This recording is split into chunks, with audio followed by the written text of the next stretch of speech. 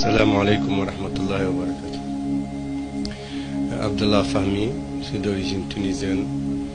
J'ai connu Serigne Touba en 1994 au Maroc par des qassaïd qui ont récité les qassaïd de Serigne Touba.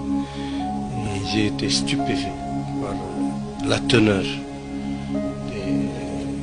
C'était la qasida de Sindidi, la puissance linguistique et le contenu spirituel. Et là, j'ai commencé à chercher sur Serigne Touba jusqu'à ce que j'ai atterri au Sénégal en 1997. J'ai fait mon diplôme avec Serigne Saliou Mbacké et depuis, je suis là. Maintenant, je suis sénégalais, je suis marié, j'ai 5 enfants. Et on continue jusqu'à la fin, jusqu'à rejoindre Serigne Touba, Serigne Saliou. Et le déclic, c'était au Maroc, à Tatouane. Quand j'ai entendu la première fois les qassaïd de Serigne Touba, mais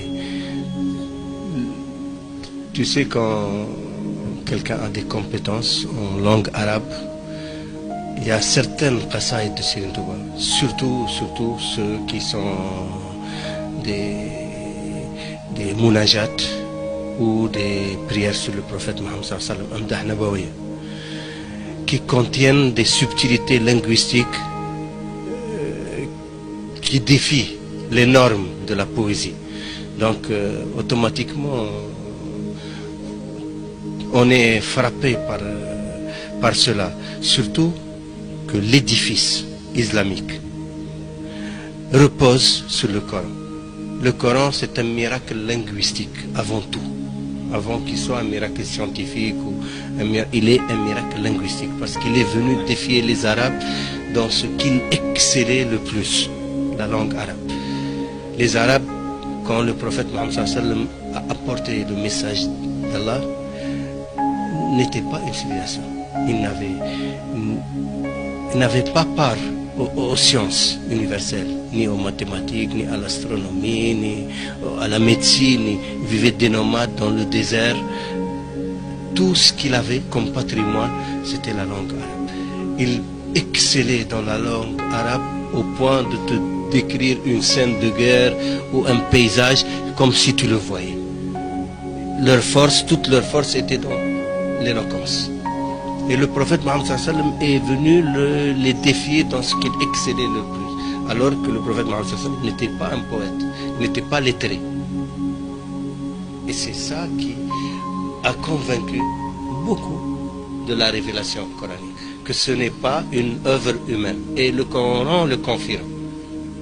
Si vous doutez que ce n'est pas la production du Seigneur, vous n'avez qu'à apporter un seul chapitre pareil. Il y a 114 chapitres.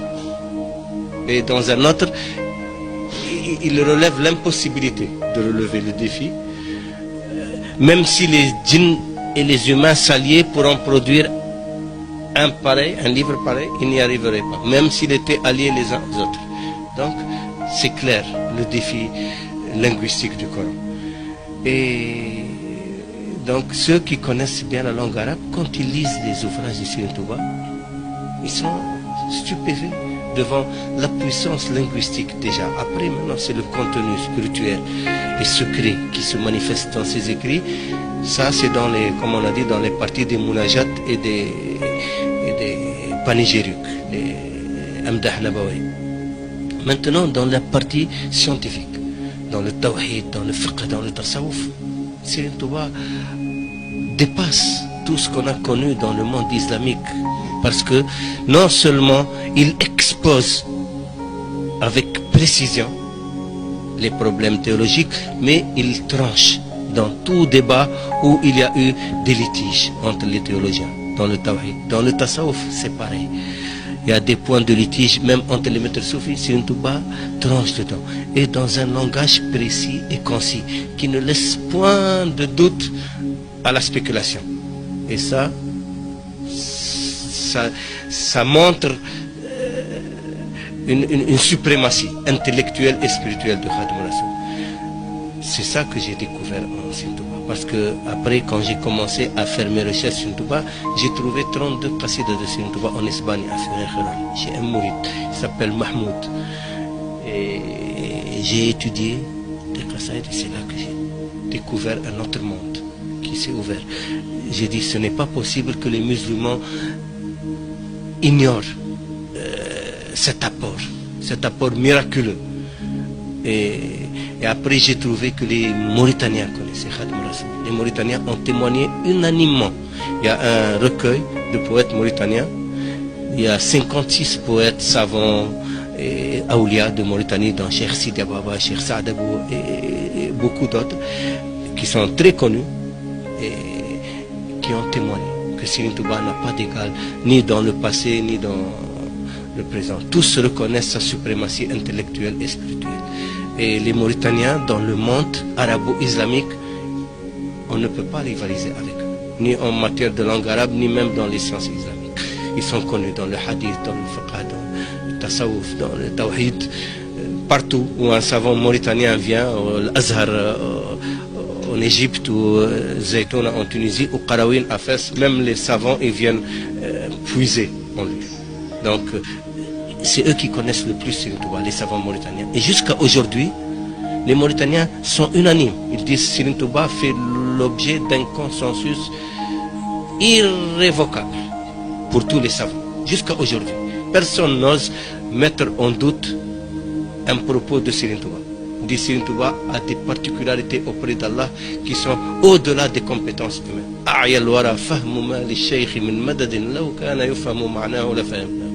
Notre intelligence s'est épuisée à connaître d'où Serigne Touba tient sa puissance, son madad, son flux. Si c'était humainement possible à connaître, nous on l'aurait connu, parce qu'ils sont les plus qualifiés. Donc Serigne Touba est un cas hors norme. Donc après avoir compris sur Serigne Touba ce que j'ai compris, et après avoir adopté sa voix et son enseignement, et je me suis rattaché à Serigne Touba de cœur, d'esprit, et là je voulais maintenant vivre le mouridisme avec les disciples de Serigne Touba. J'ai demandé qui c'est les khalifes de Serigne Touba, parce que généralement le fondateur d'une tariqa c'est un qutb qui a reçu du prophète Mohammed sallallahu alayhi wa sallam la permission. On ne peut pas fonder une tariqa comme ça. Ça c'est les gens qui ne connaissent pas qui parlent de cela. On voit le prophète Mohammed sallallahu alayhi wa sallam à l'état de veille qui donne la permission de cela. Et cette vision à l'état de veille, elle est connue chez les soufis. Elle est discutée par les salafis ou d'autres tendances, mais chez les soufis, elle est connue parce que de génération en génération, il y en a qui ont vu le prophète Mohammed sallallahu alayhi wa sallam, mais qui sont des hommes propres et reconnus par leurs compétences dans le hadith, comme dans le Coran, comme dans les sciences islamiques. Et le problème est résolu.